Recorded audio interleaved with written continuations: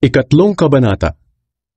Nang hindi na kami makatiis dahil sa pananabik namin sa inyo, nagpasya kaming magpaiwan na lang sa Athens at isugo sa inyo si Timoteo.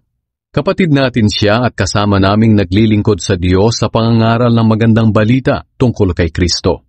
Pinapunta namin siya para patibayin at palakasin ang pananampalataya ninyo, para walang panghinaan ng loob sa inyo dahil sa mga nararanasan ninyong pag-uusig. Alam naman ninyong kailangan nating pagdaanan ang mga pag-uusig. Noong nariyan pa kami sa inyo, lagi namin kayong pinapaalalahanan na makakaranas tayo ng mga pag-uusig. At gaya nga ng alam nyo, ito na nga ang nangyari. Kaya nang hindi na ako makatiis, pinapunta ko riyan si Timoteo para makabalita tungkol sa kalagayan ng pananampalatayan nyo sa Panginoon. Dahil nag-aalala ako na baka nanaigna sa inyo si Satanas. At nasayang lang ang pagod namin sa pangangaral sa inyo. Ngayon, nakabalik na sa amin si Timoteo galing sa inyo.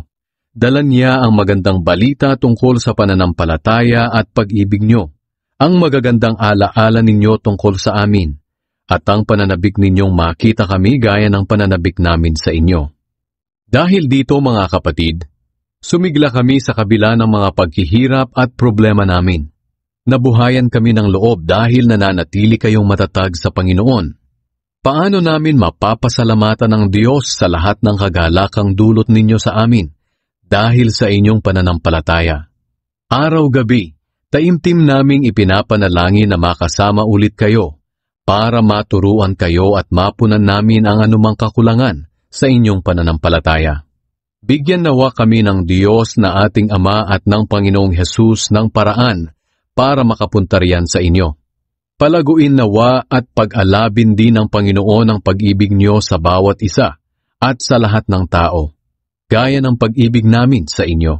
At dahil dito magiging malakas ang loob niyo, at magiging banal at walang kapintasan ang inyong buhay sa harapan ng ating Diyos Ama sa araw ng pagbabalik ng ating Panginoong Hesus, kasama ang mga pinili niya.